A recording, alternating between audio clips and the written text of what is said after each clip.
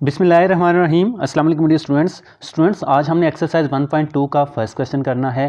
First question में वो हमसे कह रहे हैं कि फ्रॉम द फॉलोइंग मैट्रिसेस हमने आइडेंटिफाई करना है यूनिट मैट्रिसेस को, रो, कॉलम एंड नल मैट्रिसेस को। तो चलिए सबसे पहले हम यहाँ सॉल्यूशन लिखते हैं एंड फिर उसके बाद हम नीचे इनको सेपरेट करने के लिए एक सेटअप बनाते हैं।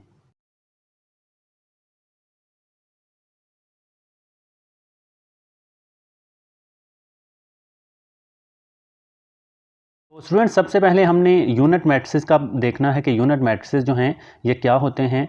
तो स्टूडेंट्स आपने यूनिट मैट्रिक्स की डेफिनेशन पढ़ी होगी कि इसमें जो डायगोनल एंट्रीज होती हैं वो 1 के इक्वल होती हैं, ठीक है, जो मेन डायगोनल एंट्रीज होती हैं। तो ये वाली जो एंट्रीज हैं ये डायगोनल एंट्रीज होती हैं, ठीक है। तो यहाँ पर देखिए 1 है एंड बाकी ये 0 के इक्वल होती हैं and this is a scalar matrix. तो ये स्केलर मैट्रिक्स की एक ऐसी टाइप होती है यूनिट मैट्रिसेस।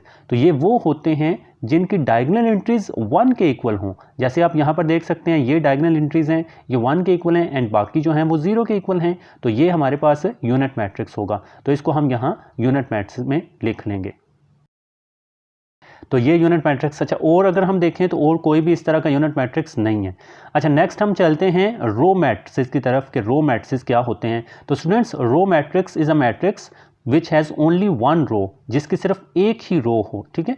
तो अगर हम फर्स्ट ए वाले को देखें तो इसमें देखें 2 रोज हैं, तो ये हमारे पास रो मैट्रिक्स नहीं है। बी को देखें तो हाँ, इसमें से जस्ट 1 ही रो है, ठीक है। तो बी मैट्रिक्स जो है ये रो मैट्रिक्स है क्योंकि इसमें जस्ट 1 रो है। तो ये हम यहाँ लिख लेते हैं। अच्छा, आगे चलते हैं। हाँ, इसमें तो 3 रोज़ हैं, इसमें 2 रोज़ हैं, ये नल मैट्रिक्स आगे आ जाएगा, ठीक है। तो इसमें जस्ट 1 ही रो है, इस वजह से हमने इसको रो मैट्रिक्स में लिखा। अच्छा, कॉलम मैट्रिक्स कौन से होते हैं?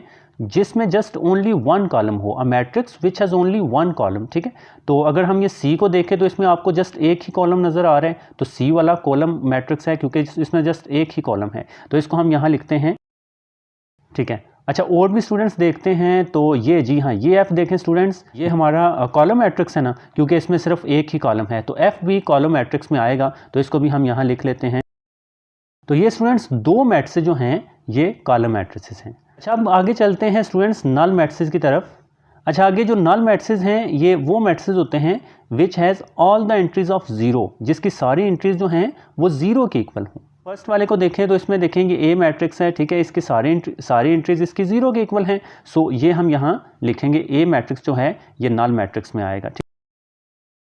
अच्छा, ओके स्टूडेंट्स, और भी ज़रा देखें, और ये ई जो है इसको ज़रा देखें और से, ये 0 है, ठीक है। तो इसमें जस्ट एक ही एंट्री है ना, और ये एक ही एंट्री है और ये 0 है। सो ये भी नल मैट्रिक्स होगा, तो इसको भी हम यहाँ लिख लेंगे।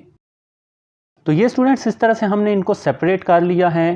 तो यहाँ पर ज़रा अगेन देख लें।